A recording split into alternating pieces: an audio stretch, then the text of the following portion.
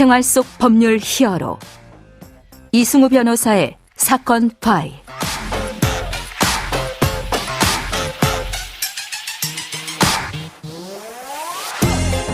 안녕하세요. 오늘 진행을 맡은 박기태 변호사입니다. 각종 사건, 사고에서 여러분을 구해드리겠습니다. 오늘 열어볼 사건 파일은 소년범죄 사건입니다.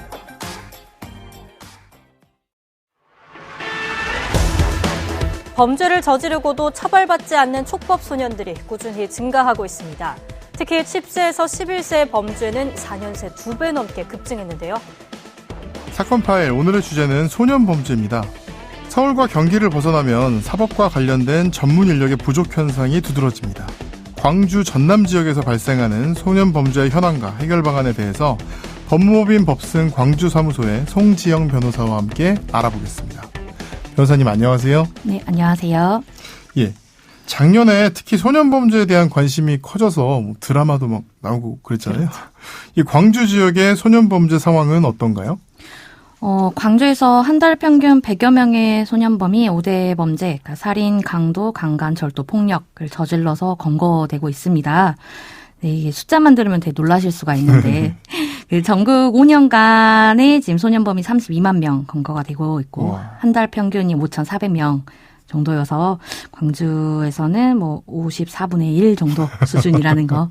전체적으로 지금 소년범의 범죄 수가 점점 늘어나고 있다는 거가 이제 이야기를 드리고 싶은 바입니다. 네. 그래서 올해 2월에 광주 경찰청에 따르면은 최근 3년간 광주에서 발생한 이 5대 범죄로 총 3,788명의 소년범이 붙잡혔다고 밝혔는데요. 범죄 유형별로 보자면은 절도가 1,924명으로 제일 많고 그 다음이 폭력, 강간, 강제추행, 강도 순이었고 소년범 살인 사건은 없었습니다. 네. 실제로 지역에서 작년 12월에 10대 5인조가 금은방을 털었는데 초등학생, 중학생, 고등학생으로 이제 좀 다양하게 구성이 된. 초등학생까지. 네, 초등학생까지요. 3천만 원 정도의 기금속을 훔쳤고 그 특이점이 이 이후에 범죄에 은닉을 하기 위해서 연락처 삭제하고 뭐 서로 주고받은 문자들 삭제하는 등 이런 치밀함도 보였다고 하더라고요. 그리고 전남 지역에서 올해 2월에 10대 4명이 소년원에서 서로 알게 된 이후에 서로 이야기를 나누다가 용돈을 마련을 하겠다는 이유로 약 6천만 원 상당의 기금속을 훔쳐서 달아나는 경우도 있었습니다. 실제로 이제 제가 상담을 해보면은 10대들의 범죄들에 대한 상담이 이제 점차 늘어나는 추세고 그 내용 역시 우발적 범행도 있긴 있는데 계획적 범죄 역시 좀 상당한 편인 것 같습니다. 과거에는 사실 이 소년범죄를 좀 질풍노도 시기에 잠깐의 방황 이렇게 그렇죠. 좀 생각을 했는데 최근에는 좀 계획적이고 조직화되어 있는 이런 성인 범죄 양상을 좀 띠는 경우도 많고 혼자서 한 범행보다는 전국적으로 좀 보자면은 조직적이고 역할 분담을 한 그런 범죄들도 좀 많아지고 있는 추세인 것 같습니다. 예, 굉장히 심각해 보이는데요. 뭐 실제 광주에서 일어난 사건을 갖고 오셨다고 네, 들었습니다. 맞습니다. 어떤 네. 사건인가요?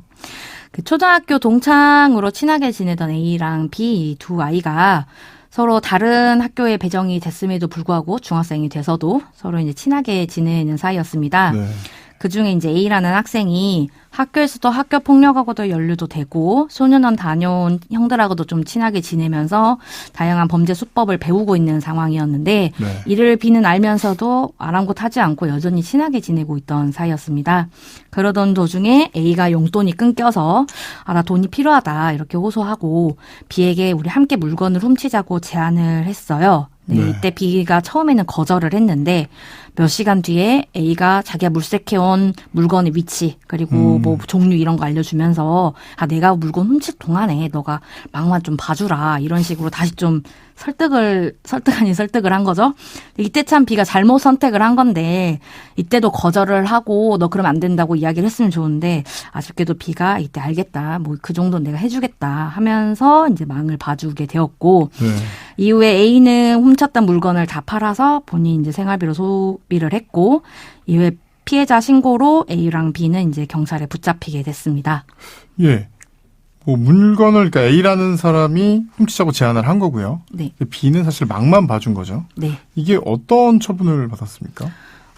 이게 두 사람이 이제 특수절도가 해당을 해서. 그렇죠. 같이 했으니까. 네, 맞습니다. 네네. 그래서 이제 조사를 받아서 이제 가정법원으로 송치가 돼가지고 A 학생은 보호자 위탁 처분만 받았고 B 학생은 이제 불처분을 받았습니다. 네. 근데 보통 보호관찰 처분도 붙는데 이 사건은 보호관찰은 붙지는 않았습니다. 네, 이 말 들으면 이제 청취자분들이 좀 놀라실 수도 있는 게 너무 네네. 경미한 거 아니냐. 네, 근데 이 사건의 같은 경우에는 A와 B와 제가 상담을 해봤을 때 과거에 본인이 이런 행동을 하게 된 원인이 너무 분명했습니다. 부모님이 본인한테 가지고 있었던 관심이 늦둥이 동생이 이제 태어나면서 A 학생 같은 경우는 동생이 태어나면서 나에게도 관심을 좀 보여달라라는 내용이 좀 잘못 표출이 됐다는 부분이 명확하게 좀 드러난 케이스였고 네네.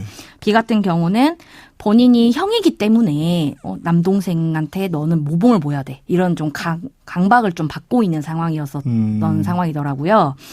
그래서 이러한 걸 토대로 제가 이제 부모 면담을 계속 실시를 하면서 부모님들의 그런 과거 양육 부분들에 대해서 잘못된 부분들을 좀 알려드리고 부모 상담까지 진행을 이제 하게끔 했고 이 사건의 경우에는 부모님들이 정말 본인들의 과거 잘못된 행동에 대해서 고쳐야겠다라는 확고한 마음이 있었고 그 과정에서 아이와의 지속적인 소통 그리고 특히 이 아들 같은 경우에는 아버지와 유대관계도 정말 중요한데 이런 부분을 정말 잘 지켜서 결국 이 8개월 후에 이게 처분이 나왔는데 이 8개월 동안에 전날에 찾아와서 아이가 먼저 부모님을 찾아와서 나 무섭다 하고 도와달라 호소를 할 정도까지 이제 서로 유대관계와 신뢰관계 형성이 됐었어요. 이런 부분을 좀 많이 읍소를 했더니 변화의 가능성이 있다라고 판단을 해서 좀 다소 경한 처분을 내려주셨던 것 같습니다. 그러니까 결국은 이제 뭐 징계보다는 계도를 목적으로 하고 있고 소년범 처벌은 네, 맞습니다. 그러다 보니까 지금 계도가 될 만한 상황이다. 이러면 이제 좋은 결과가 나올 수 있다는 것 같습니다. 네, 맞습니다. 뭐 이렇게 피해 금액도 크지는 않겠죠? 저 이제 이거는 노트북이어가지고 근데 뭐 적지는 않았는데 그래도 네. 뭐 수천만 원 이 정도까지는 아니었죠. 언론에 나올 정도만큼은. 네. 이걸 들으신 분들은 촉법 연령을 좀 낮춰야 된다. 이 좀 어떻게 너무 솜방망이 처벌이다. 뭐 이런 생각을 하시는 분들도 있을 것 같습니다. 특히 요즘에 사회에서 그런 얘기 되게 많잖아요. 소년범에 대한 처벌을 강화해야 된다. 이런 얘기들이 많은데 변호사님은 여기에 대해 어떻게 생각하세요?